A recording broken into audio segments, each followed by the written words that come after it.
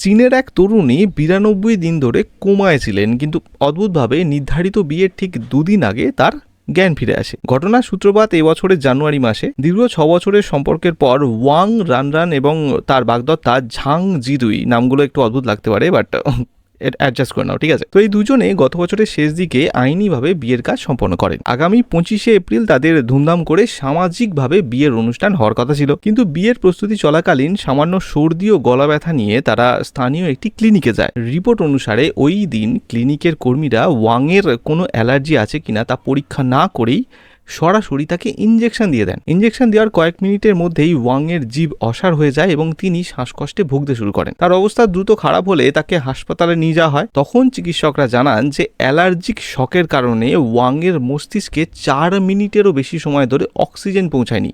তার ফলে তিনি কোমায় চলে গিয়েছেন। এরপর দীর্ঘ 92 দিন মৃত্যুর সঙ্গে লড়াই করার পর গত 23শে এপ্রিল, অর্থাৎ বিয়ের মাত্র দুদিন আগে, তার অলৌকিকভাবে জ্ঞান ফিরে আসে।